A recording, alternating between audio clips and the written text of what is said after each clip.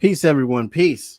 My name is Jamar Jabari, and welcome to another episode of Unsavory Politik, where we're going to have a panel, and I'm very excited for this panel where we're going to be talking with other working class and a- activist socialists in the movement, doing a lot of great things, and I'm very, very excited to have these guys back on the show. The panelists will be Musa T Bey, and also Dus James. And I wanted to make a very quick announcement before we start the show, which is very, very important. I want to talk about real quick about the uncommitted voting that has this uncommitted voting campaign that has been taking place.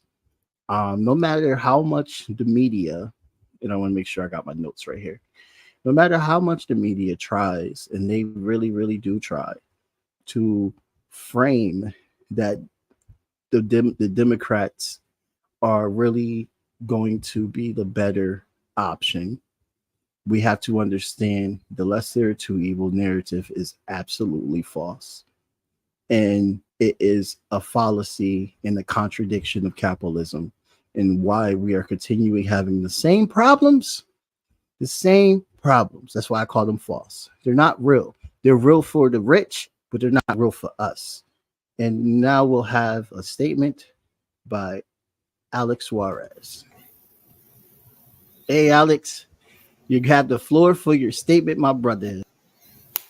Oh, okay. I thought the other two guests were going to be on already. Are they coming in later? They're here. Oh, okay. I just don't see them from my end. It's fine. I'll go ahead and read the statement real quick. Yeah, I'm gonna bring them up and let you go. Go ahead. Okay, no problem. I would like to give a brief statement and then leave. I have other obligations which impede me from participating in the whole show as a guest, which is what was originally intended. I have agreed to speak to the topic of would a revolution in the U.S. empire happen in our lifetimes. This is something I have often pondered in my 23 years of revolutionary activism. In 2021, upon about 5 months prior to the so-called extradition of Ambassador Alex Saab to Miami, I met with the brother and father of none other than Julian Assange in that very city, and talked to them of Saab, who was held in Cape Verde at the time. The question I asked publicly in the Q&A to Assange's father was if his son knew what would happen to him, the torture, the imprisonment, the slander. Would he have still revealed what he revealed? His response was he would have tried to prevent his son from doing it, but had if he showed him what would have happened in the looking glass, he had no doubt his son would still do it. This is the essence of a revolutionary. Even if we know we will lose, even if we know we will be sacrificed, as we are on the verge currently of what looks like a so-called extradition of this great man, Assange, we will still struggle. So should it not be whether we win that is the main consideration, but if the seeds will be planted for future generations, whether we see the vision, the new society in our lifetimes or not. We may have the element of surprise, the upper hand, and make the right moves where I am pleasantly surprised and see the revolution in my lifetime. However, I no longer care if I will see it. I care that seeds for fundamental change will happen. And I have seen generational narrative changes in the consciousness of the people, as reflected in polls, since my struggle at Occupy in my lifetime, which was a movement both our guests were in as well. Many a leftist today in their 30s were old enough to have taken part in it. Occupy was part of an international current at the time being seen in the Middle East, Europe, and Latin America in particular. When I grew up long before, when I was growing up long before Occupy, I was made fun of for having Payless shoes. Today in schools, we see those who wear Nikes are made fun of for being bougie. This word derives from the French word bourgeois, as us revolutionaries have called the elites or upper classes for generations. Indeed, the tables have turned. Speaking of money and politics being bad is no longer atypical. Figures as high as 90% of the youth have rejected capitalism in recent years. I reside in a fascist state with a history of resistance that not only covers up slavery, but also the Holocaust, which I witnessed firsthand as a sub. Despite of this, Florida youth are radicalizing, in the good sense of the word, for from TikTok and other outlets showing them the truth, despite ongoing censorship efforts.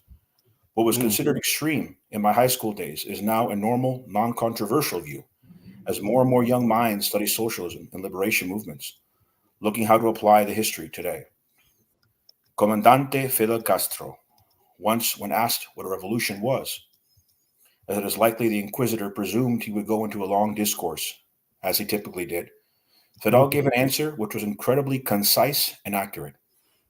A revolution, he stated, is a struggle to the death between the past and the future. He then went on to briefly explain that although revolutions in left circles are often seen as glorious, they are no bed of roses. They require struggle.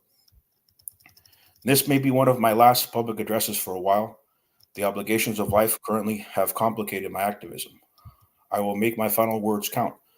Revolutions are not for the soft at heart, and although the bourgeois tend to consider poets soft, some of the greatest revolutionaries were poets, such as Pablo Neruda, who was assassinated by Pinochet after the fall of that great socialist Chilean, Allende, as countless other leftists were in the continent.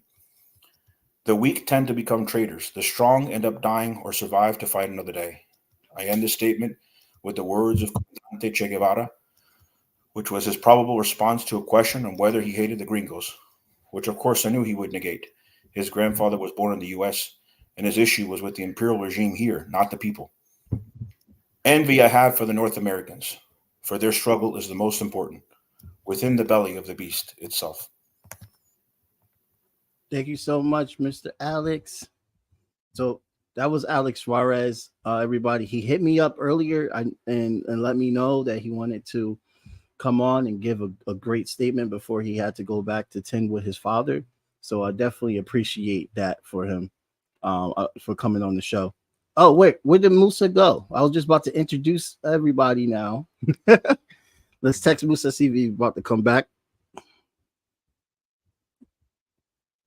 Gus, I think you're still on mute. I'm trying to unmute you. I apologize. I'm still trying to figure out this system in that way.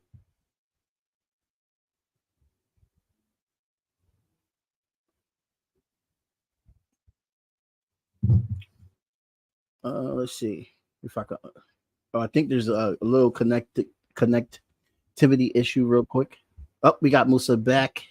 Okay, we got Musa back. Perfect. Musa, what's up? I think Dust is having a little technical difficulty real quick.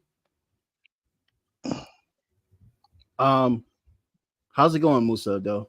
Until Dust comes back, we can hopefully. I see that his thing. Okay, we got him off of mute. Perfect. Technology. Look, I don't blame Dust. Look, if it makes you feel better, bro, like literally, I had a similar issue with StreamYard as well. My last episode, and that like butchered everything. I had to like edit it out. So don't feel bad, comrade. Can you hear me? Okay. All right. So, Musa, can you hear me? Make sure everybody's able to hear me. All right. Musa. Ambush. The uncommitted voting. One word. Ambush. What's ambush? I said ambush. Oh, ambush. No, that was not an ambush. I'm feeling some type of way. I'm not gonna lie. Oh my god. Don't do it. No, the brother's dealing with a lot, you know. So he hit me up. And he let me know. Oh man, don't make this podcast turn into like the Breakfast Club or some shit. It's not. I'm just saying. I wish I would have known ahead of time. Oh. Okay. Yeah. All right. But let's go on. Hello, okay. Dust. Dust, my favorite comrade. Y'all hear me? Dust, I'm having internet issues. No, we can hear you, Dust. We can hear you now, truck driver. Why you gotta burn them like that, man? That's No comment. I'm not gonna make this the Breakfast Club. But I said what I fucking said. Okay. All right. Thank you for not making it the Breakfast Club. But what's important is that as socialists, we're all here on this platform talking about an election that is on a dead end. So wait, you said something about uncommitted voting. Yeah, I was just about to go into a soliloquy real quick with our conversation on uncommitted voting. I want the liberals to understand that the fight does not stop with uncommitted voting, right? We got more work to do than just voting uncommitted. It's very, very good that we're voting uncommitted in the primaries. For instance, New Haven made a record of 21% uncommitted, and out of the whole state, it was 11% uncommitted voting. Well, and there are some states where you can't actually commit. There are some states like my state, Pennsylvania, where you cannot. It doesn't have like an uncommitted. So really, I didn't know that. Dust, is your state like that too, or do you guys have uncommitted?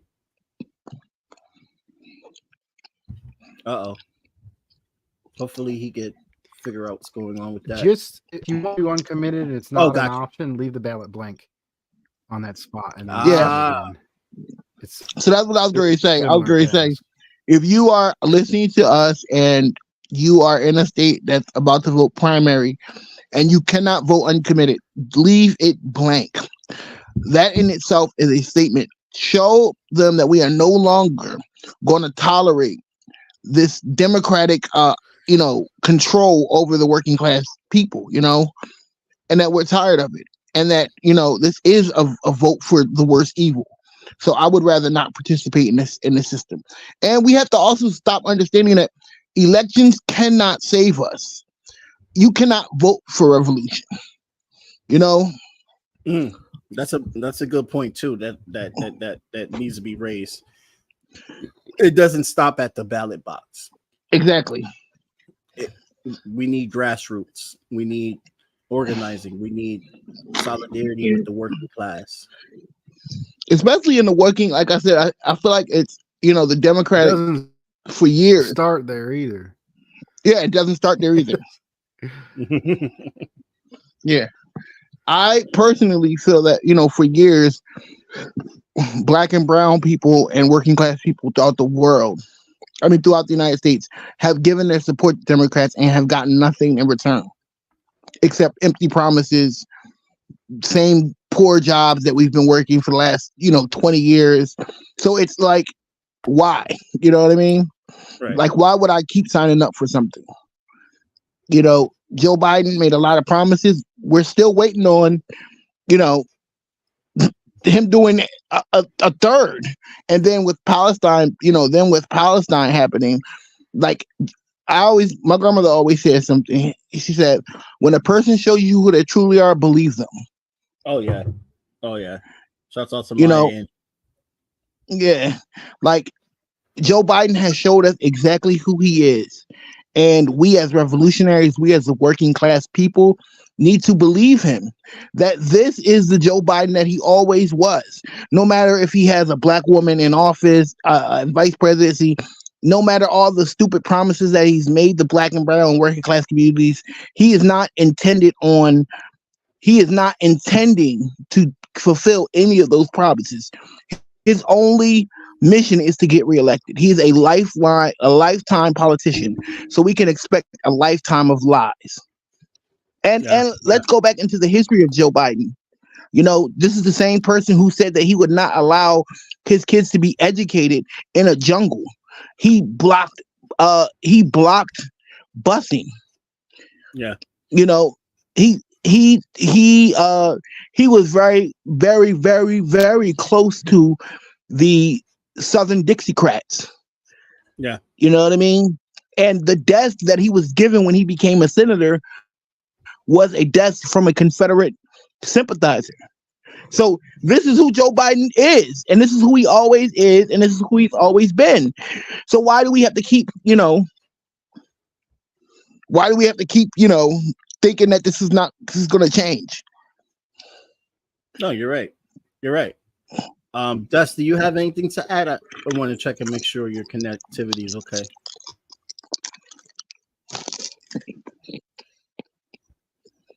So I think what's very, very important, everything that you have said, there's this argument, like even we all know that he's unpopular right now just because of what's happening in Israel. Gallup has done a review, a poll actually, and it said about 90% of Democratic voters are very displeased with Israel. So it gives you the actual sentiment that is totally different from October, where you saw the Democratic Party supporters were split on who's against Israel, who's for Israel. But now it was a 50-50 toss-up. Yeah. Now it's all the way, which is great because we need to understand that this is an anti-colonial entity. I'm anti-colonial. I'm sorry. This is a colonial entity that is propped up by the United States of America. There would be no Israel if America was not funding them. One of the things I think we talked about last time I was on the show was that, when you say that criticizing a country is anti-Semitic, as a hate crime, you have to understand that you are setting a very dangerous precedent. Oh hell yeah! And at this point, I feel so bad for Dust. I hope he get his stuff together. Go ahead. I'm sorry, Musa. Yeah, at this point, we can't even we're not even making this stuff up now. Before, a lot of the stuff that was going on in Palestine, it was not shown. We didn't hear about the international aid workers being murdered. We didn't hear about journalists being murdered. Now that's we hear it all, like it's in our face. We can no longer deny what is going on there. And like you said, there are not those. I said this to somebody earlier that I know who's Jewish. We are not anti-Semitic. We are anti-Zionist. We are anti-colonial. We are anti-oppression. Yeah. Our gripes have always been with Israel and its existence. It has nothing to do with. It has nothing to do with the Jewish people. It has everything to do with the Jewish state of Israel. Right. Right. Go ahead, Dust. Yeah, I think the connection's a little better now. Yeah, can you hear me? Yeah, we can hear you. Good. Yeah, this is an important topic. I think the first thing to say is that the bourgeois elected system is fundamentally rigged. We live in an undemocratic system. And the second we actually try to change power through the ballot box, we have coups exercised on the local level. We can look at Partido Raza Unida going back into the 70s, who won local elections in Texas and had a coup against them. We can go further back after the Civil War in North Carolina. There was fusion parties where black and white people came together, won elections, populists and radical Republicans, and there was a coup against them in North Carolina. Wilmington, North Carolina. When we actually challenge their power through the election, they do away with us. Even subtle change, social democratic change, like Bernie Sanders, is not accepted. If we look at, they used the black bourgeoisie in South Carolina, they paid them off, and all the other candidates dropped out of the race, and Bernie Sanders was taken out of the election. So we know this is a controlled electoral process, and we know it's not going to fight for us. What are we going to do? We have to build unions, community organizations, and empower the people from the direct action grassroots organizational basis. Now, that doesn't mean we can't use the electoral system like our comrades in the Party for Socialism and Liberation are doing, where they run candidates to raise awareness around their party and around as a support role for their other organizing actions, which is very positive and can be done. I think that is the biggest thing we can do electorally is raise, because we're so conditioned that the election is the only thing we can do, and the vast masses believe the only thing that politics is electing.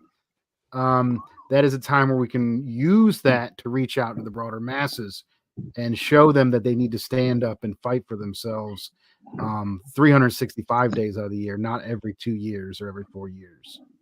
Hell yeah. I totally agree with that, you know, and it shows how effective it is too. I don't want to knock the Green Party. I love Jill Stein, but the reason why the Party for Socialism and Liberation can do what they do is because we have democratic centralism. There's no democratic centralism in the Green Party. You're a part of PSL? Yes, for about 6-7 years, and then I took a hiatus, and I just returned actually last month. Yeah, they held one of the largest marches. I'll probably end up voting green myself. It's the only truly left party on the ballot, so I think it's definitely a multi, regardless of their limitations. Well, isn't Claudia de la Cruz running? Claudia de la but Cruz they're not on the running ballot on in all this. PSL ticket. Yeah. Oh, they're only on the ballot on like 20 states. They're not on like a large amount. We got to do write-ins. That's terrible. Yeah, I mean, because we could still write her in. Yeah, we can still write her in, but it's just what Dustin is saying, that the full purpose is to educate and to organize, which has worked effectively. When we ran Gloria, she won the record of the most third-party votes because of how productive and organized every single branch was, which is just my criticism of the Green Party. But other than that, National Green Party is great compared to their little branches where they all have their different ideologies and stuff. Well, I just wish the left would actually be able to like fully unify so that we can run. Imagine instead of Jill Stein running, Claudia de la Cruz running, Cornel West running. I really wish that we as the left, as the socialist left, would be able to run one candidate that we can all vote for, that we can all get behind, because this splitting the ticket, this running multiple candidates is not going to, I look back at like the CPUSA, right? They used to run candidates. Well, they're revisionist. But I feel that I was a member. I was a YCL. I was a YCL chair. I was the for Delaware and Eastern Pennsylvania. When I was at Florida, I was a club chair. I was a club co-chair in Jacksonville, Florida. I was on the state committee in Jacksonville, Florida. So I get it, But one thing I say about the CPUSA is that the problem I had with them is that if they could have reached out and got everybody on the left to vote, if we can get everybody on the left to vote for Claudia de la Cruz, how much powerful would that be? Because it would give us a viable left candidate that we can all vote for, and that imagine if Claudia de la Cruz had the vote of every left member. Every far left member, every working class party, we had unions supporting de la Cruz. If we had, like if we could do that, look how much it would really give the Democrats a run for their money. And I feel like that is a problem. That is the problem with the socialist left, that that we're so divided, and that we cannot really gain traction nationally because of our differences. I was going to ask, I'm like, we're all three of us are seasoned socialists. I believe that you guys are longer than me. I've been a socialist since 2016. Is this a thing that because from my understanding, the issue is that it first starts with what kind of socialist do you get your information? Do you be like get your foundation in? Are you a Trotskyist? Are you a Marxist? Are you a Leninist? Are you a Maoist? but there becomes a disconnect between each other off of just those basic branches. But so it's like, how can we coexist? So like and work harder? Like me and Dust, right? We have our differences. He is considered an old left member, a member of the old left, that 30s, 40s education, where I'm more new left, where I got, Herbert Marcuse, the Black Panther Party, that era, you know what I mean? Like the 60s, 70s era, SDS, Frizzo, that's where I'm coming from, you know what I mean? But see, there are basic things, basic tenets that me and Dust can agree on more than we disagree on. You know what I mean? I wish we can all do that to become a collective. Build a vanguard. So party. Like a true vanguard party. And if you look at like some of the education, for me, it all starts with political education, right? I have this thing where I'm a writer, journalist, and I have a blog and I have a podcast, and my writing is basically the way I write is that for everyday people can read and understand Marxism and socialism on just a basic level. You know what I mean? And I feel like political education is a very important key in that. It's so important. how we can educate ourselves, because it's different. I don't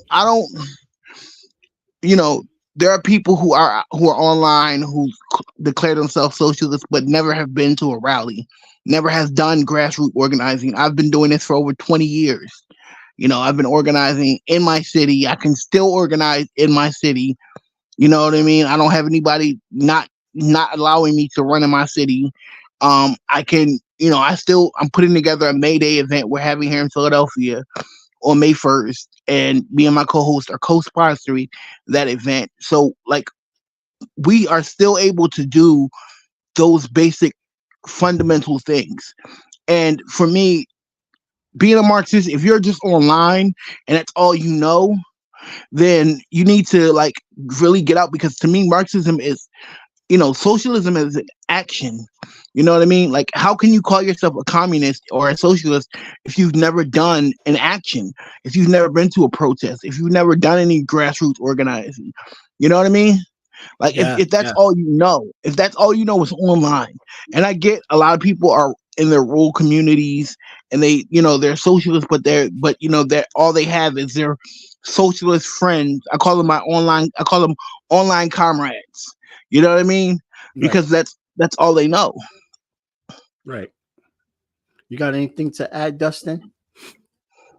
Damn, you call him by his government? Sure. There's a lot of good points. There's a lot of good points being raised. On point. I mean, I'm not super big on like the electoral process in general. So would it be worth the effort to unite all the parties to unite most organizations on the left to run a candidate? I'd rather see that energy be pushed into labor organizing drives, community organizing drives, mutual aid. I think that would be preferable than the amount of money in organizing and hair pulling. But can't you do both?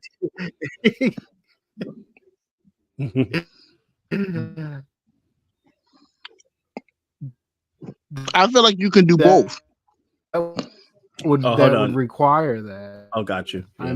I think I've done far more simply with my community organizing and advocacy work than I have it with any vote I've ever done. You're in the trenches socialist.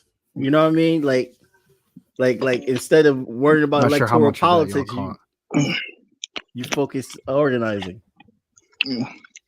Aren't we all? Yeah, I mean, we all are actually. but that's how it should be. Yeah, yes. A real communist is somebody that this isn't about you just don't see online. Drive. You know what I mean? This is a long-term revolutionary struggle. When you meet comrades in contact, those Come on, Dust. These are your comrades in context till you expire. You know, I mean, you might have Not all of up them. and they when make a real contact. That's your comrade there. Yeah, I would say that I agree. Not all of them. There's a comrade that, there's some comrades who I just feel are opportunists and that are not are trying to sell books. They're trying to sell books. They're trying to make money. They're using the revolution to pocket themselves. They're socialist capitalists, I call them. And they're not allowed to organize in their city. They barely do anything in their own city. You know what I mean? They hop from organization to organization. But I'm not saying no names. In the United States, I'm not going to say. Left. Yeah, in the United States, with a week left, from a weak position with a limited amount of organizing, we do have to be careful about who we trust in, who we put up as speakers and representations of ourselves. Exactly. But if we look at more because they're fraud, But if we look at more powerful organizations like in Latin America and the Bolivarian Revolution and Venezuela, they have a very broad and diverse party, including Trotskyites within their party. But what they do is the mass organizations and the people are able to keep some of those negative tendencies in line.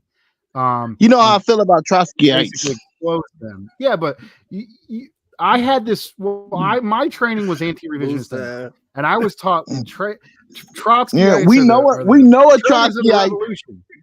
And until I looked into Latin American politics, and if you look at Hugo Chavez, he doesn't say anything negative about Trotskyites. And because they have a strong organization with a popular base, they're able to bring in basically as many people as possible, and then use the power of the people and the strength of their organization to isolate the negative tendencies of problematic individuals, but still bring out their positive aspect, benefit the whole organization. And Musa, you also got to remember that you don't have to be their friends. And for people to know in this movement, you don't have to be their friends. As long as you guys are able to organize and work on the work that needs to be done, you don't need to go out for coffee or have a phone call. That is the problem. Hold up. So let me say this. That is the problem, right? I have tried to organize with certain people, and it has become problematic because I really love this. Like, I am like I said, I've been doing the longevity that I've been doing this for over 20 years. And, I've never had a problem with any comrade, whether they were Trotskyites, whether they were Maoists, whether they were, Leninists, Stalinists. Like, I have never had a problem with any of that. You know what I mean? The problem I have is what upsets me is when I see comrades, so-called comrades, taking advantage of something that I would do for free. I don't make any money off of anything that I do, off my podcast, off my writings, off my thing. Yeah, me too. I put all and I put the most work into that. I put the most work into that because I genuinely want to see revolution pushed forward. Yeah. Writing a book is a labor of love. Doing a podcast every all three of us have podcasts. That's a labor of love. I don't do it because I'm trying to financially benefit myself. So understand that. So that is the problem. When comrades get to a certain place where they feel like it's about bettering themselves versus bettering the community, I have a problem with that. Because I have never, not once, taken any penny from anything that I do. All of the money that I make off of the little bit of money that I make, I use it to either sustain myself or I give it to my community. Because that is what communism and socialism is about. It's not about one person. It's about the collective. Yep. So No, I will never be friends with that comrade. He will never be my comrade because I just have I don't. But also, like I said, I just don't. You gotta also remember though, Musa, that like unfortunately we live in a capitalist Why are we system. making this the Breakfast Club? No, we're not making it. I'm not making it the Breakfast Club. I'm not making it the Breakfast Club. I'm Like, building I feel on like the you subject that we're right talking now. about. Oh no! I'm just building on the subject that we're talking about. Yeah. I want to make a quick insert that we're very thankful to our host Jamar for taking time out of his busy day after a hard day's work. And if people want to support his work, people can see his Cash App on the bottom left of the screen. They can contribute there. Thank you.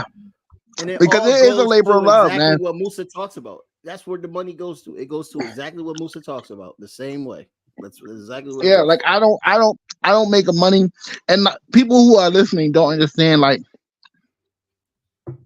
this, us taking time out of our day to talk about revolution, taking time out of our day, writing books, putting up writings, posting, like that is a labor of love that not because we want to be famous. We're not trying to be celebrity activists like certain people that we all know that I will not speak of. God. I'm not going to be a celebrity activist. I'm doing this because I genuinely love revolution and I want to see a socialist society. Yeah, I mean, it's hard to even not talk about it. You know what I mean? When you are fully into this, you are constantly getting reminders and you're constantly talking about with multiple people. You're constantly organizing. It's just a part of you. It's a part of your thread. Some people would think I'm crazy, but that's just the way it is. Especially in this time and age when we have two older people. When for instance, when you look back about how Hitler came to power, the person before him was a very old person, and I'm not saying old people shouldn't be in power, but it shows when there's a cycle of where we just lead to people that's almost 80, 70, and there's no young passing of the torch, and we're seeing a failing system 24/7. The parties lost the parties have no faith.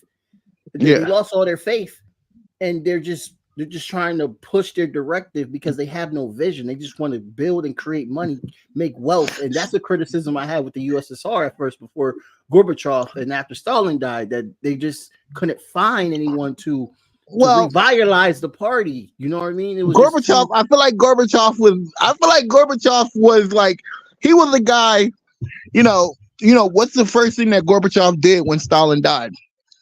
He de-Stalinized. He called for a de-Stalinization of the USSR. Khrushchev so it wasn't that he. Yeah, him Khrushchev too. was the one who came to power after. Yeah, he was in power after Stalin. Yeah, but he died. Yeah, Khrushchev lied, and then Khrushchev de-Stalinized. And if you look at the great Grover Furr, he wrote an entire book called "Khrushchev Lied." I got it on my bookshelf somewhere. Good stuff. That's a good book, by the way. Yeah. That's on my list. I haven't read that yet, comrade. Yeah, it's a really good book. But that's basically what I'm saying. We're seeing a decaying. What did Lenin say? He said fascism is capitalism decay. So we're having a decaying system that's, if we're not careful, will turn into fascism. Well, I mean, if you guys have read the 2025, the Republicans, the RNC's 2025 plan? No, I haven't. I've seen read that videos on. Yeah, listen. There is power grabs, illiberal, anti-democratic like stuff taken. Listen, I'm gonna tell you this. Read that and tell me that does not ring like Mein Kampf. No, I'm serious. Abortion, anti-immigrant xenophobia, crazy pro-Zionism, Lord have mercy. Deunionization, banning unions, pushing a Christian nationalist, and like it really reads as if I was reading Mein Kampf, Yeah, it's a free. You can read it. Yeah, it's free. But I'm it's telling not you, enough for conservatives to win the election. If we are going to rescue the country from the grip of radical left, we both proud we need both proud of it. I'm a fucking proud leftist. We need I'm a both proud extreme radical agenda, leftist. the right wing people in the place ready to carry this agenda out on day one of the next conservative administration. That first paragraph is just like they feel like they're ready. They're like, oh yes, baby, Trump's about to win and we about to destroy the country. I love how they conflate Biden as being radical left. Biden, for people that's listening, is nowhere left. He's more like a moderate. Let's just get that out the way. Yeah, I would say central. I wouldn't even say. I would say he's more I would say central. Yeah, mid. I would call him right wing. Right wing. Yeah, I would call him right. Yeah, I would call him a right wing. I wanted to put a disclaimer. Him bringing up that right wing thing is not an endorsement, nor is us rightfully exposing the dangers of the Republican Party. That's not an endorsement of the Democratic Party. No, we're not endorsing. In my mind, they enforce each other. They build each other up. The Democrats open, basically the racist cover for Obama from the criminal Obama-Biden regime. Right. Continue, guys. He loves Trump. He loves running against Trump. Because Trump is blatantly, openly racist, and the majority of people, especially people in urban areas, especially oppressed people, they can see how disgusting and outright horrible that Trump is. Yeah. So Biden didn't get us he promised us school loan relief, expansion of the tax still waiting credit, on it. And we didn't get any of it. Didn't get any of it. Nothing. So he can't run on what he did, so he can just bring up, it's either me or Trump. And that's what he's running on again. And it's crazy because there's not going to be anything come from it. Right. If you look at his slogan from 2020, if you look at the soul of America, right? He always kept saying that it's about the soul of America. The only difference between the Democratic and the Republican Party is the Republican Party tells you blatantly, and this is no endorsement to them, that we're racist, we fuck immigrants, fuck black people, fuck working class people. And the Republican and the Democrats are going to be like, well, we have to give them something. We're not them. We're not them. We're going to be racist, but we're not going to tell you. Look at what Hillary look at the history of both Hillary Clinton and Joseph Biden. Yeah. When Clinton passed the crime bill, the 92 crime bill, she referred to black men as predators. If that ain't motherfucking, if that ain't the most, if that's not racism, come on. Yeah. You know what I mean? Like, Biden has a history of being racist. He's the father of the crime bill. Yeah, and he's the father of the crime bill. Yeah. He wrote it. You know what I mean? So there's no difference between the two. They wrote it for him, and he signed off on it. Well, but it's okay because Trump is he wants to be king. He wants to be a fascist. So don't you think that we should have Biden in office, and he's doing a little bit of genocide, but this is all we have. It's not like we can change the system or fight to change the system. Yeah. I characterize it as the Democrats are definitely the strongest party. I think basically the Republican Party would not exist if it wasn't for the classist, racist, anti-democratic policies like the Electoral College, gerrymandering. Basically, the Republican Party wouldn't exist in the United States. Majority of people who vote Democrat. It's very obvious. It's a little bit different in rural areas, but even in rural areas, it's pretty divided. I was going to say, because a lot of people don't even vote. majority of workers don't vote. Yeah, we have that Bible Belt, the evangelical Christians who started pushing, Christian values in the party, and you know what I mean. And one of the things that they do, and this is for my black folks who are thinking that Trump is our friend, because there are the deranged black people who actually like Donald Trump, like the bitch Candace Owen, that whore bedwench Candace Owen. We can call her a political traitor without using sexist remarks. Yeah. That's my position. But continue what you're saying, but chill on that. It's all right, brother. No, but I want to. My point is, the Democrats are the more effective. They're the stronger party of the two. They're the more effective, and I largely see Trump as their controlled opposition. And honestly, Hillary Clinton funded Trump because he thought they could win against them. And the Democratic Party has actually pushed these far-right candidates because they feel like they can win against them this time or they can win against them next time. So, I mean, both of these people are fighting for the same team, fighting for the same, carrying out the benefit for the same corporations and banks. They're all in their back pocket.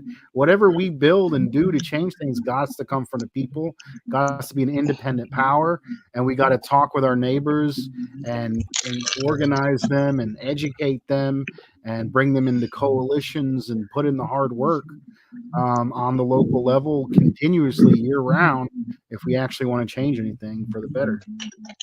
One thing I want to say is... Yeah, go ahead, Musa. I got a thought. No, go ahead. Go ahead. Oh, you sure? Okay. No, I was going to say... One of the things I want to say is like, okay, so one thing I can agree with about what Al Swear says is not being able to see a revolution in our lifetime and being fine with that.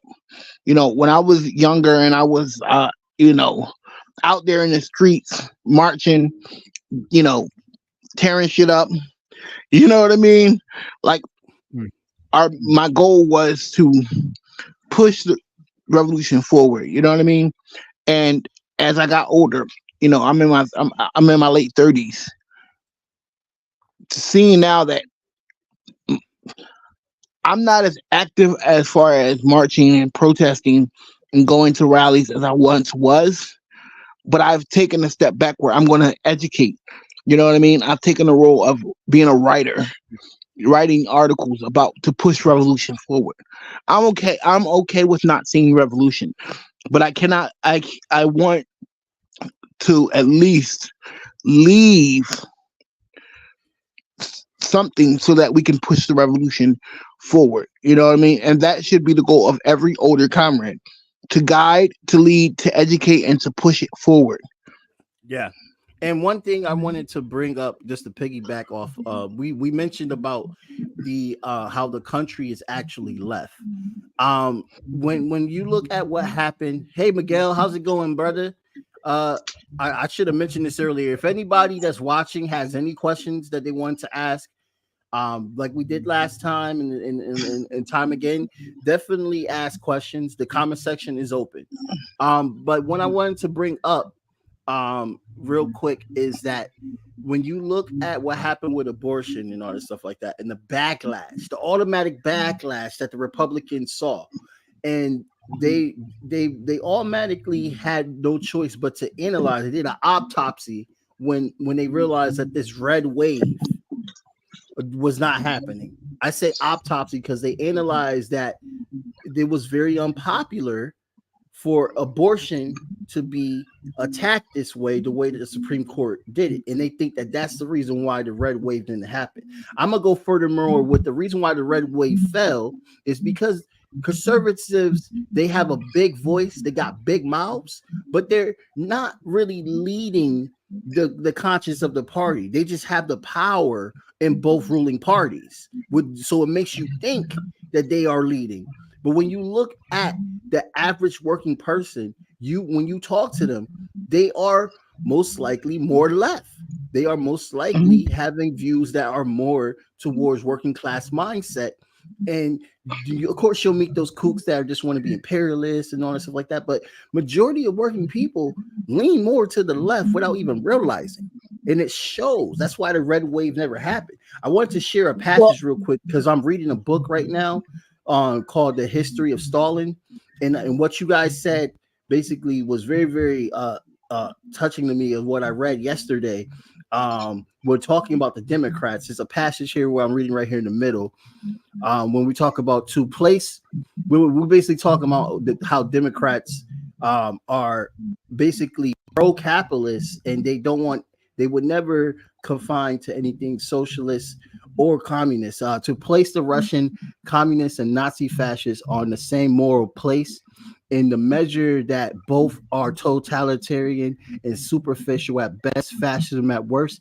Anyone who insists on this comparison can be very well considered a Democrat, but deep in their heart, a fascist. And is already there. And naturally, they will only fight fascism in a superficial, hypercritical way while they save all their hatred for communism. So basically, this passage is basically saying what we're saying, that they pretend, the Democrats in this stance, because I know the Democratic Party, they're not talking about in the passage, but it definitely relates to now. They pretend to be pro working class and have all these great things they want to give us, like we talked about student loan debt and stuff like that. But they still support capitalism. They still rather will side up to that fascist mindset of control, which you're seeing now. I mean, they had the Ministry of Truth, right? And then they got in trouble for that. Well, I was going to say something about. Yeah, go ahead. Yeah. I was going to say something about, what you said about abortion, right? Mm-hmm. In states like Alabama and Ohio, in rural Ohio, when it came time for them to pass, and these were conservative states that were, when it came time for the people to vote on an abortion measure, it failed every time. Georgia, it failed. Alabama, it failed. So, like you said, it goes back to even the most conservative person can look at a woman's right to choose and say, "Yeah, I agree with that. I believe in that." And these were places that were Bible belts, that were up and down the Bible belt. You know what I mean? And were whether they were full cities or whether they were rural towns and counties, they voted no on these abortion bans all across the United States. So, like you said, it goes back to saying that even the most conservative member verbally may say that they're conservative. For example, Trump, when Alabama passed that law that the IVF ban, saying that those sperms or those eggs that were in those vials were human life. You know what I mean? So even Trump had to back and say, no, I believe in a person's right to seek life or to have children. So even they were saying that, you know what I mean? So it's like, no matter what, too. And that's it's like I want to add some clarification of how unpopular these crazy anti-women, Christian nationals, anti-choice policies really are. Like, the majority of people support the right of women to choose and have bodily autonomy over their bodies. The only reason why, well, first of all, how did Roe versus Wade come into the question? It was from crazy radical judges that weren't elected, that were appointed to the Supreme Court. Now let's look at these conservative state governments. And most of these are in the South. And what practice happens in the South, the Black Belt? They take all the Democrat and the black votes, they stick them in little districts. And even though in those states, a lot of times the majority of voters are progressive or Democrat, they have less power because of the way they draw up the districts with gerrymandering. So you have undemocratic, unpopular, illegitimate state governments passing these laws that are violating our sisters, mothers' rights, and it's disgusting. And that really shows you this political system is undemocratic, and we have to work outside of it to push pressure to change it. And the Supreme Court, it should be abolished. Why the hell we got people in the Supreme Court that are not voted in, but are appointed by presidents? Like, not only appointed, but for life. That is a lifetime. That is a lifetime position. Listen, do you know? Call that radical. I don't care. Whatever. Call it radical. Listen, go ahead. Listen. Look at it. Right. Look at this. I remember when what's her name got appointed by Obama. What's this Hispanic judge? What was her name? Not Keegan. The other Sotomayor. Sotomayor. Yeah, Sotomayor. I remember when Sotomayor was elected. I was a teenager. I'm in my 30s now. Right.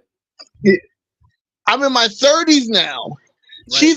They're now saying that it's time for her to retire. Look at RBG, Ruth Bader Ginsburg. Right. She was elected in the late 80s, early 90s. Yeah, she was appointed in the early 80s, early 90s. Yep. Late 80s, early 90s. Look how long she stayed on there. So if you as a president can appoint a cabinet member appoint a judge to the Supreme Court, you can effectively change the way things are decided in the Supreme Court for 30, 40 years. Yeah, and this is an important topic to talk about right now, because a lot of people that are Democratic supporters, they blame Trump for why the Supreme Court is so more right than left now. But you have to also remember that, please, Democrats, please check your history. The Democrats did not push for a left option. And in fact, during the Obama administration, who did Obama appoint? He appointed a right winger. What was his name? Gorsuch? I can't think of his freaking name. It started with a G. Let me look it up. Yeah. Well, there's added anti-undemocratic policies on top of that.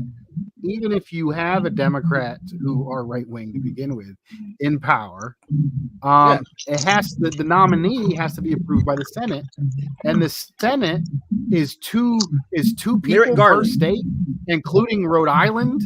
Like the mostly white people, a few thousand white people in Rhode Island get a whole two positions in the Senate.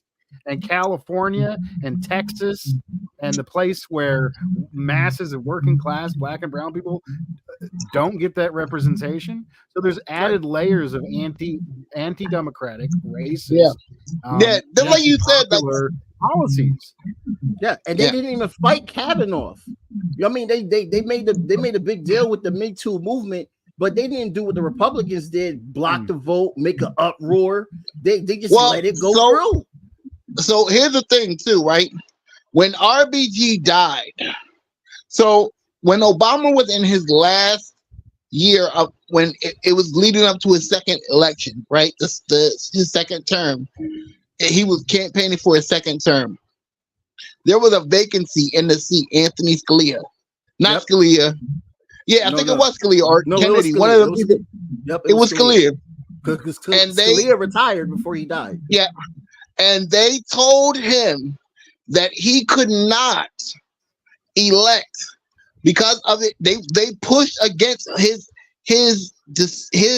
choice for for confirmation, because they said that we should let the people decide, then let you choose. Fast forward, Trump was in his final term. Literally, that happened. He was like 6 weeks away from being elected, right? Being running highly unpopular. Yeah.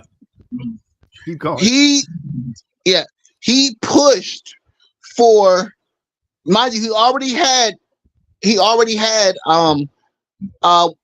Kavanaugh on there. He pushed to not only have Kavanaugh on there, but also to have Amy Barron Cohen pushed on there. So that's two more super conservative judges that he was able to get on in one term. The Republicans are able to do this shit.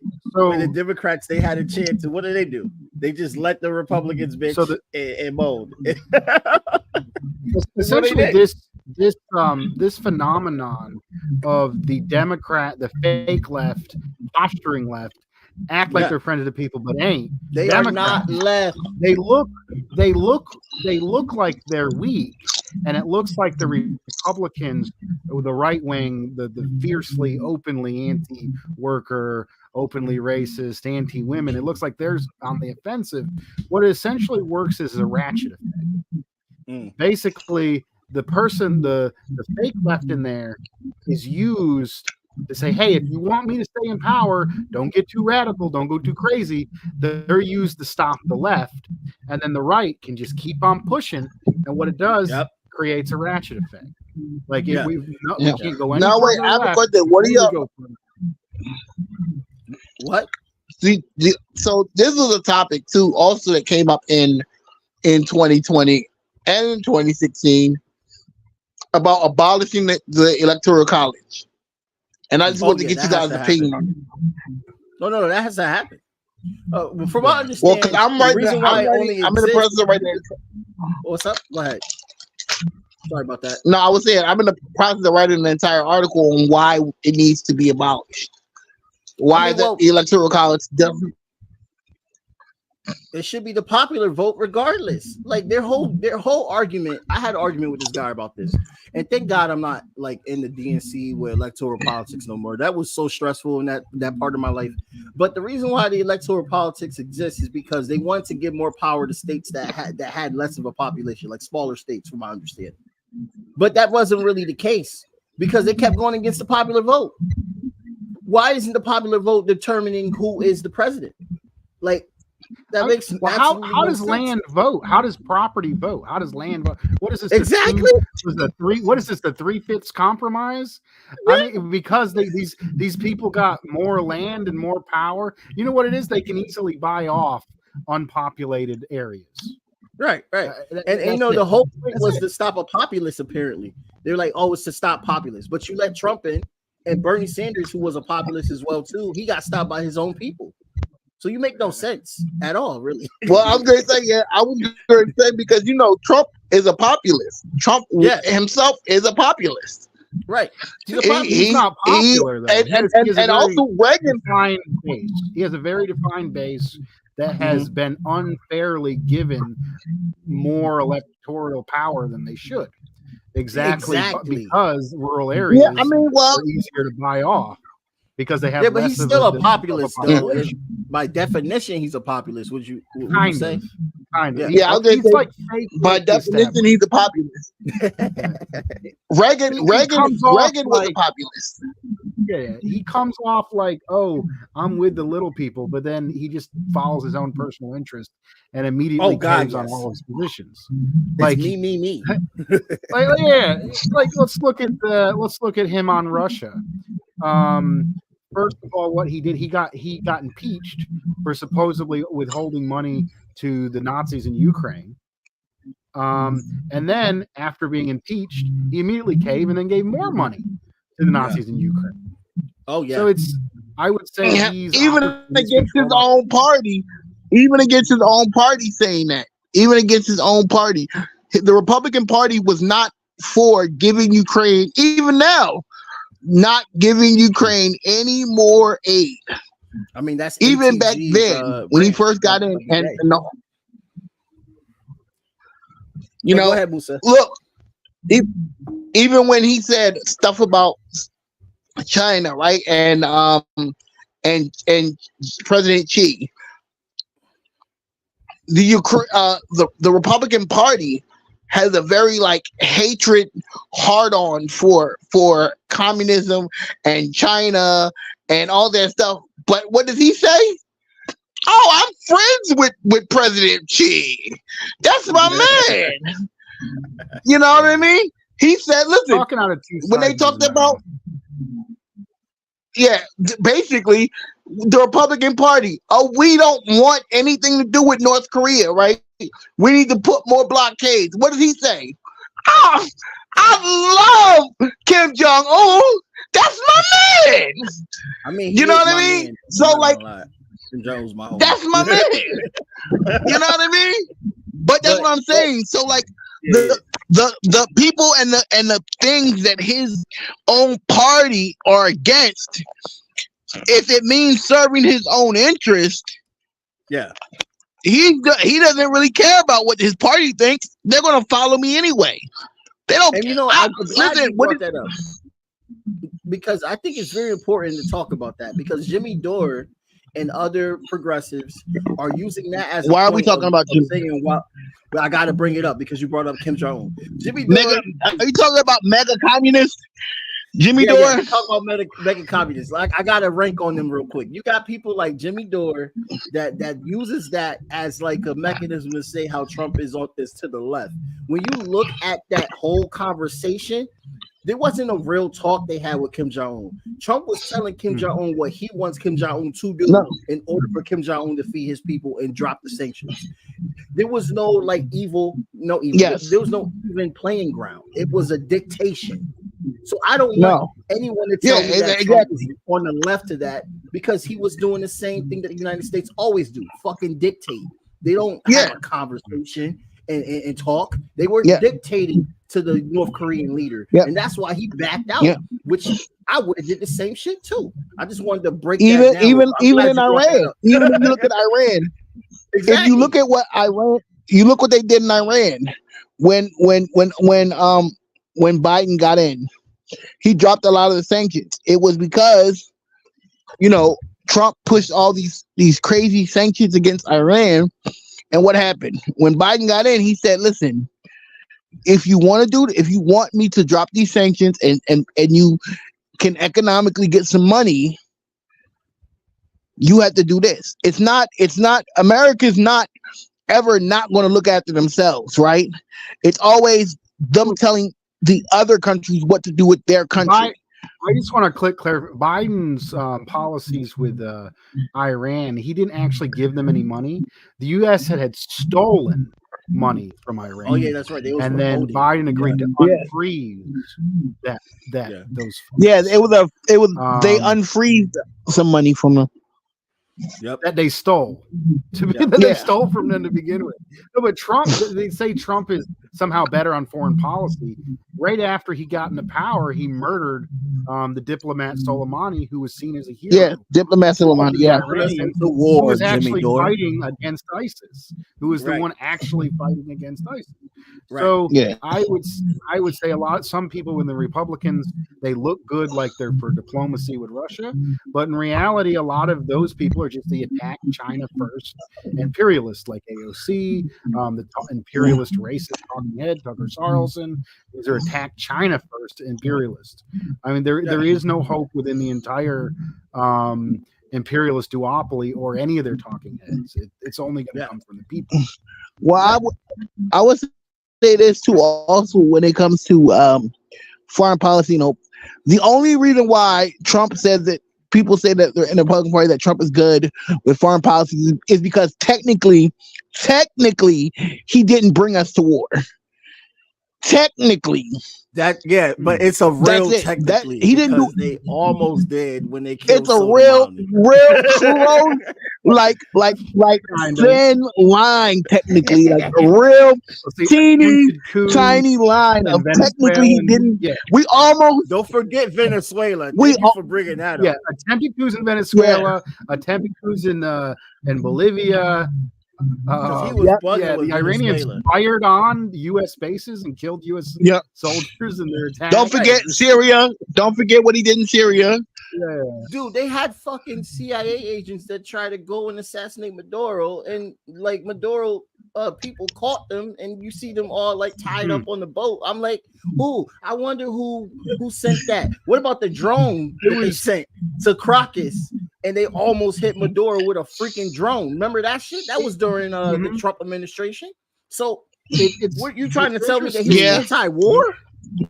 Yeah, it's interesting that specific instance, which were mercenaries, which were sent to kill Maduro.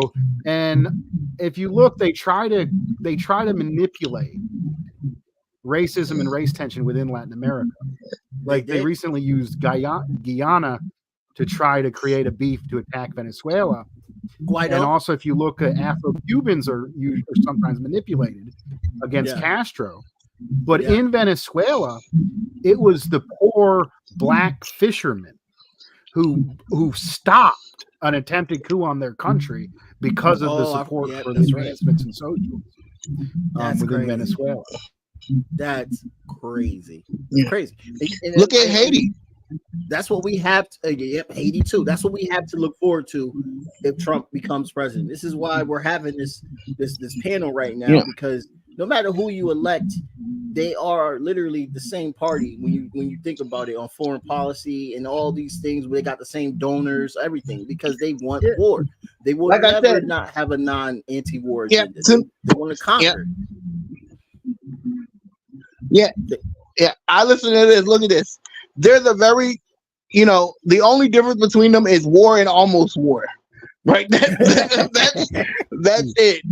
War and almost war, like you know what I mean? It's really no different. And if Maduro wanted to, he could have easily hit the button, and it would have been a green light. You know what I mean? Yeah. What a lot of these Jimmy Dore, MAGA communists, Trump is better on foreign policy. What they're completely negating is what about Trump's vehement and open, blatant anti-immigrant bigotry and racism. And I'm gonna be honest, a lot of these people, so-called comrades, are white, middle class, and they don't see the effects of the fascists. No, absolutely. That Trump is in power, and the violence the fascists are going to commit against the working class and oppressed communities. No, and that needs to be said. Like I said, that 2025 plan is the blueprint. Yeah. Is the blueprint, Christian nationalism, bringing prayer back into school. Let's make America pray again. You know what I mean? Like, we're going to go back into like the 1950s and 40s. Like, you know what I mean? Like communism, they want to completely, he wants every communist in America thrown in jail. And for this is what we're talking about. You know what I mean? Yeah. Like, and Dustin, I appreciate the same people. Yeah, the same people that Jimmy Dore the same person that Jimmy Dore and all these mega communists are endorsing are the same people that if they get in office, you and I are both going to be in jail no matter what our beliefs are, because we're communists. You know what I mean? Like, they're not going to make any, they're communists, but they endorse us. Like, they're not going to make any distinction. So the key thing is we need to understand that this is literally trash and trash. Yeah. They're the same candidate. Vote for Claudia Dela Cruz. Vote for Claudia. I should have got my shirt. But I want to mention also, Musa, with what Dust said about the white working class, like in the suburbs, and they don't really understand the white supremacist aspect. There's only one thing I agree with the FBI. Fuck the FBI, first of all, what they did to our black leaders. But the FBI did admit that the biggest problem in our country is domestic white supremacy terror. They admitted that. That is the only thing I agree with them on, really. Because I literally wrote an article about called the rise of American fascism. Right. I literally wrote an article about laying out how America is becoming literally through racism and racist policies, you know, they're becoming fascist. Like we are becoming to live in fascism, and back to the middle class and working class white people. A lot of them, like Gus said, they do not feel the effects of white supremacy. So it doesn't exist to them. They're very much like, if they can't see it, if they don't see it, then it doesn't exist. Well, it's not going to take long. It's not going to take long for those same, fascists. You talk about, like they were talking about, the rise of the Republican Jewish vote. Well, those same people that are saying free Israel are the same people blaming them for the media, blaming them for DEI, blaming them for communism, blaming them for breathing, they walk down the street, we're blaming them. So, like, this is what y'all are voting against your own interests. It's not going to take long. Yeah, it's not going to take long. Hold that thought. I want to show you guys something, because this is what you just said. Let's look at what they said in 1987. Hello, I'm Ted Pike, and this is my wife, Lynn. Today, a foreign government, Israel, operates the most powerful lobby in Congress. This is AIPAC, the American Israel Public Affairs Committee. Through control of Congress, Israel demands and gets nearly $5 billion annually. No elected official dares criticize Israel for fear the Jewish lobby will accuse him of anti-Semitism, the kiss of death for any politician. The president also knows what Israel wants, Israel gets. To act otherwise is political suicide. The mass media, founded and controlled primarily by Jews, manipulates the spigot of information out of which heartland America drinks. The message of this contaminated source is, if you criticize Israel, you are anti-Semitic. Be safe, keep your head down, or you are fair game for being knocked off by the Zionist shooting gallery. As a result, our president and elected officials are slaves to political correctness when it comes to Jews and Israel. They cannot seriously criticize Israel, especially as the source of Mideast strife and terrorism. They cannot suggest an end of aid to Israel. They cannot even protest Zionist control of Congress. Like if you would have said, I think Musa got kicked out again. I just wanted to respond quickly to the video. Yeah. Those people in the video, they were obviously coming from a more right-wing perspective. Yeah, and the Israeli lobby purposely calls it the Jewish lobby. Right. But the majority of Jewish people internationally are against the genocide. Exactly. So it was not the Druze controlling Congress. Exactly. It's not Jewish people that are Zionism. Zionism is creation of the West, right, for Western monopoly capitalists. Right. There's more Christian Zionists. Yes. The Jewish state is a pawn of U.S.-based monopoly capitalists, and it's very poignant to say that the far right likes to use and manipulate this very real issue for recruiting ground and actual anti-Semitism. Yep. But it's important. But it was some truth being said in that video. Yeah, AIPAC, which is funded by the West and our government imperialism. Basically any politics, they basically use monopoly capitalists here, use the state of Israel and AIPAC to basically shut down any dissent from within their own Congress, which is already rigged against us. Yep. Yeah. No, I mean, that's exactly what I was about to go into, Dust. Because they're using this, the incorrectness with, I've noticed with people that are tackling this issue, they are making it sound like Israel controls the United States. How can a small settler colonial state control an imperialist nuclear power like the United States? No, it's the reverse. The United States has power over Israel and is using Israel for their interests in the Middle East.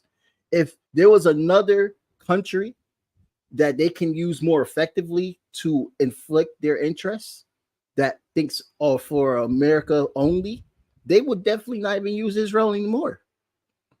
Like it's really that basic. They're using Zionism for their interests, just like how they're using the small percentage of the Nazi regime in Ukraine for their interests. What is their interest in the Eastern Bloc?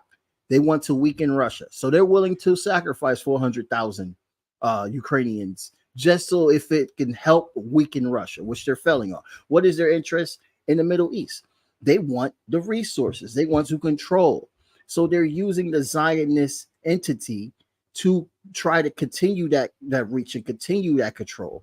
But to the Republicans and to the right wing and what we're talking about with white supremacy, they will automatically negate that and make it seem that in a reactionary statement that it's the Jewish people that are controlling everything.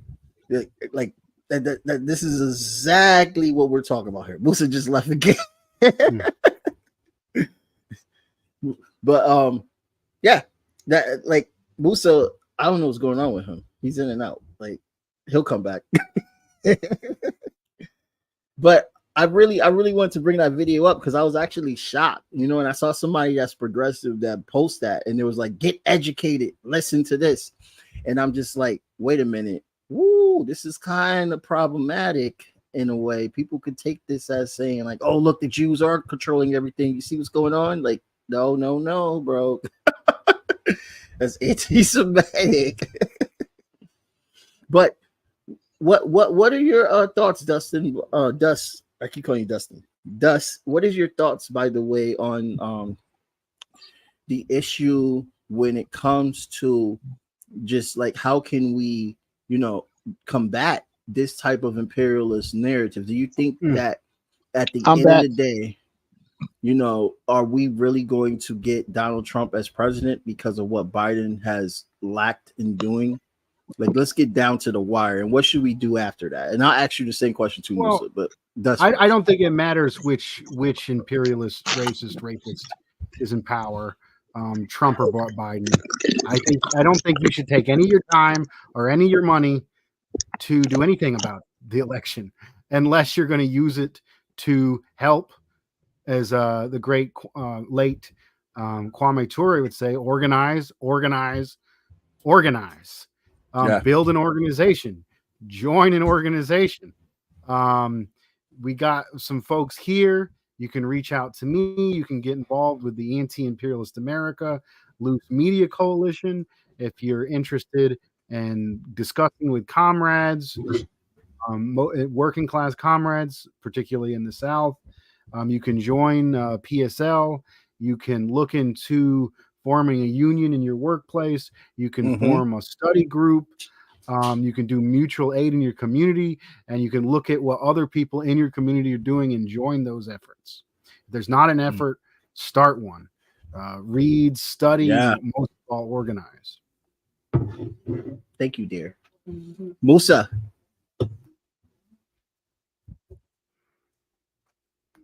He's muted. Musa. Yeah, Musa, if you're talking, you're muted. That's why we can't hear you. Hello? Yeah. Go ahead. All right. So the question is, what do we do now? Well, the question, yes, the question is relatively what we do now, but the part I actually was if Trump wins, what should we do? Because Biden's we should do this whether Trump wins, whether Biden wins. Yep. What is our goal? Our mission as communist socialists is revolution, to push a socialist society forward. We should do that no matter who wins, whether it doesn't matter who wins. Our goal and our mission should always be the same, and that is revolution. That's it. That's it. That's it. I just started my own group on Twitter, which I think you are part of, Jamari. Yeah, I just saw that. Yeah. The by the way, I Black appreciate you guys putting me on your groups. I'm learning a lot. By the way, I really appreciate that. Yeah, I just started an educational group and a kind of a network of it's the name of the group is called the New Black Left, and you know, like I said, for me, it's all about education, right? If you're going to get So involved in important. any socialist organization, I personally am a part of a few. The main one is Frizzo, the Freedom Road Socialist Organization. But if you're going to get involved in any, whether it's PSL, whether it's Frizzo, whether it's the CPUSA, whatever it is, union, you should always have education. Between the three of us, between our blogs, our podcasts, anything, you should tap into the educational aspect of it, because it's very different to just call yourself a communist socialist and actually becoming one and educating yourself and knowing what that actually means, right? That it's to me, it's not just calling a title. I don't call myself a communist socialist just because I like that title. It's because those are my beliefs. And how did I get those beliefs? By educating myself, by reading, by understanding, and now by educating others. Because as communists, as comrades, our job is not only to read the information, but to disseminate it amongst the masses. That's it. And revolution first. Yeah. Comrades, I want to thank you both for coming on. This was a very, very great dialogue that we had. And we are from different states, you know what I mean, which is so important. Showing exactly the importance of how we all connect. I want people to really, really understand that. Like what Chase said, the working class has no borders. We have so much more in common than we have with the rich. We have so much more in common with Venezuelans, working class, than we have with the American rich. We have so much more in common with Russian working class people, Ukrainian working class people, all over the freaking world, Palestinians. We have so much more in common with the working people. And once we realize that power, the bourgeoisies are in trouble. The bourgeoisies are in trouble. So I always do last thoughts before I end things, because I think it's very, very important to end with that. It's a very sacred tradition of mine on the Jabari Vok podcast. So let's start with last thoughts. Going with Dust and then Musa first. I yield my time. I think my last statement was a good. That was a great. Yeah. It's my turn. Last thought, Musa. Yeah. Reclaiming my time, reclaiming my time, reclaiming my time. My only thought is, if you are going to get involved in this lifestyle, in this work, make sure that you do it because you actually love to do it. Don't do it because you're trying to be popular, trying to sell books, trying to be from organization to organization. Do it because you actually love the work. And I don't see myself or any of these comrades that are up here with me doing it because we actually are trying to get anything out of it. You know what I mean? Like, our goal and our mission has always been revolution. And I feel like if you want to pick up this mantle and join in this revolution, then do it with the most purest intentions and do it because you actually love the work. Educate yourself, get involved, talk to other comrades, join the organization, and more importantly, educate yourself on what it is to be a socialist, to be a communist, to be a Marxist, to be a Trotskyist, or whatever a Maoist, whatever branch of communism or Marxism that you agree with. Understand what it means in those tenements. That is probably the biggest thing, because I feel like there's so many Marxists that have been led astray by people like Jimmy Dore and the Midwest Marxists. You know what I mean? Oh, why? Wait. All right, we'll talk about that later, about Midwest Marxists. I would love to hear because I know a few people. Dust is the really Dust is the one. If you want to talk about Midwest Marxists, Dust, that is Dust's arch enemy. That is his nemesis. Shit. I didn't know. So there's clearly a conversation that needs to be had later on. We'll talk about that because I know people that know them. You know what I mean? Like we all know each other repetitively. Yeah, I wish the best for all comrades, but I have serious critiques of anyone who is underestimating and downplaying the dangers of fascism, racism, anti-immigrant bigotry to appeal to a broader audience. I don't think we should do that. Nemesis. Okay. In other words, Midwest Marxists, watch your back. Oh my God. Well, look, hey, look. I'm not going to say anything because I know people that are associated with them. So this is definitely a conversation I would love to have with them and with the people that are associated with them to figure out if we can like. I can say Dust. That is Dust. Listen, they troll Dust all the time. Dust. Really? Every time I call Dust gets into a little. Every time I call Dust be giving me the information about Midwest Marxist and the latest troll. Okay, wait. Trolled him. Let's talk about this offline. So for everyone let's talk about that's listening, I would have keep it professional and keep really good day. Yeah. Keep it. I do this because I love it, not because I'm trying to sell books like some people. All right, and have a good day, everybody out there.